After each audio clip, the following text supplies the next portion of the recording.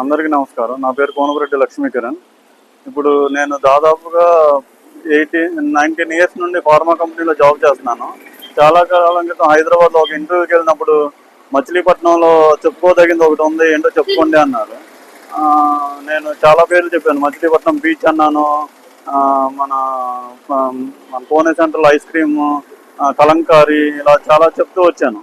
అన్నిటికీ ఆయన సాటిస్ఫై అవ్వాలి. కాదు కాదు అంటున్నారు. లాస్ట్ ఒక 5 నిమిషాల తర్వాత అలా సైలెంట్గా ఉండిపోయాం ఇద్దరం. నేను ఎప్పటికీ చెప్పట్లేదు అంటే ఆయన మీరే చెప్పండి సార్ అంటే మచిలీపట్నంలో బెల్ కంపెనీ అది ఎలా మర్చిపోయావు అన్న. అంటే ఇప్పుడు మనం బెల్ కంపెనీ ముందే ఉన్నాం. ఇప్పుడు మచిలీపట్నంలో ఉన్న ఒకే ఒక కంపెనీ బెల్ కంపెనీ. ఆ బెల్ కంపెనీని కూడా ఇక్కడ నుంచి తరలించేశారు. అసలు కొత్త కంపెనీలు ఇక్కడ తీసుకురావడం తర్వాత ఉన్న కంపెనీలు కూడా బయటకు పంపించేస్తే ఎలా? ఇదేనా ప్రజాసేవ చేయటం? ఎవరు ఎమ్మెల్యేగా ఉన్నప్పుడు ఇలా జరిగింది, ఎవరు ఎంపీగా ఉన్నప్పుడు ఇలా జరిగింది. మనకి మచిలీపట్నంకి బెల్ కంపెనీ అవసరం లేదా? ఒకసారి ఆలోచించండి. ఆ లోపల అటు ఆ ముందు ఇటు మనకి బెల్ కంపెనీ అవసరం లేదా? ఒకసారి గేట్ దగ్గర చూపించే ప్రయత్నం చేస్తాను. మనకు ఉన్న ఒకే ఒక కంపెనీ కదా, ఈ కంపెనీని ఇలా తరలించేస్తే ఎవరికి కోపం అవ్వట్లేదా? ఇది బెల్ కంపెనీ ముందున్నాను.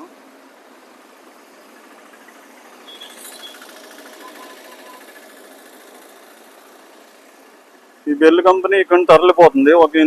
ఇక్కడికి 18 కిలోమీటర్ల దూరంలో నెమలూరు అనే ప్రాంతంలో కడుతున్నారు ఇంకో యూనిట్.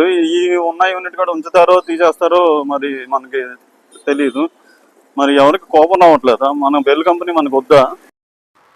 అందరికీ నమస్కారం. అదే బందర్లో బెల్ కంపెనీ చూసాం. దాని సెకండ్ యూనిట్ ఇక్కడ నెమలూరు దగ్గర స్టార్ట్ చేశారు. చూడండి, ఇది నెమలూరులో దాదాపుగా కంప్లీట్ అవుతున్నట్టే ఉంది. ఇప్పుడు ఇదే బెల్ కంపెనీని మచిలీపట్నంలో కట్టొచ్చు కదా. అంటే మచిలీపట్నంలో స్థలాలు లేవా? గవర్నమెంట్ స్థలాలు లేవా? అంటే మచిలీపట్నంలో పార్టీ ఆఫీసులు కట్టుకోవడానికి అయితే స్థలాలు ఉంటాయి, కానీ బెల్ కంపెనీకి స్థలం ఉండదా?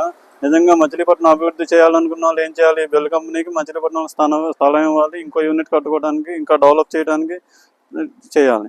కొత్త కంపెనీలు తీసుకురావాలి. కొత్త కంపెనీలు తీసుకురాకపోగా ఉన్న కంపెనీలు కూడా బయటకు పంపించేస్తే అసలు మచిలీపట్నంలో చదువుకున్న వాళ్ళకి మచిలీపట్నంలో జాబ్ చేసే అవకాశం ఉందా? ఇప్పుడు నేను ఎంఎస్సి ఆర్గానిక్ కెమిస్ట్రీ చేశాను. నాకు ఇక్కడ మచిలీపట్నంలో ఉద్యోగ అవకాశం లేక నేను హైదరాబాద్ వెళ్ళాను, చాలా చోట్ల జాబ్ చేస్తున్నాను. ఇలా మచిలీపట్నంలో చదువుకున్న ప్రతి ఒక్కరు బయటకు వెళ్ళాల్సిందేనా? మచిలీపట్నంకి కొత్త కంపెనీలు తీసుకురాలేరా? ఉన్న కంపెనీలు కూడా ఇలా బయటకు పంపించేయటమేనా? ఇప్పుడు నాయకులు అలా ఉన్నారంటే నాకు అర్థం కాని విషయం ఏంటంటే ప్రజలు కూడా అలాగే ఎందుకున్నారు? ఎంతసేపు మా నాయకుడు, మా కులం వాళ్ళు, మా మతం వాళ్ళు ఇవే చూస్తున్నారు. కానీ నేను ఓటేసి గెలిపించిన ఎమ్మెల్యే గారు మన మచిలీపట్నంకి ఏం చేశారు? ఏం కంపెనీని తీసుకొచ్చారు?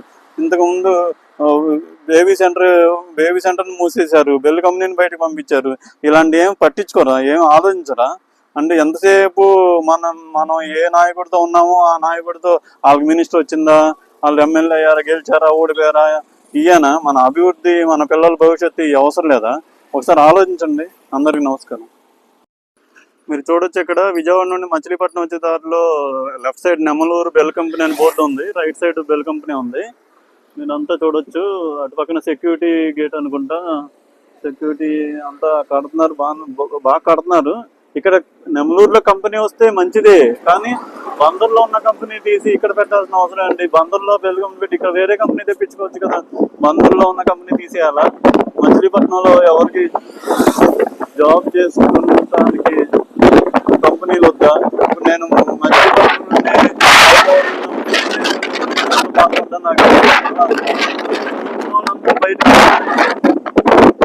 బయటికి వెళ్ళాలి. మచిలీపట్నంలో అసలు 10th క్లాస్ పాస్ అయిన వాళ్ళకి ఉద్యోగ అవకాశాలు ఉన్నాయా మచిలీపట్నంలో? చూడండి, మీరు కూడా చూడొచ్చు. విజయవాడ నుండి మచిలీపట్నం వచ్చేదారు రైట్ సైడ్ కనిపిస్తుంది, చూడండి.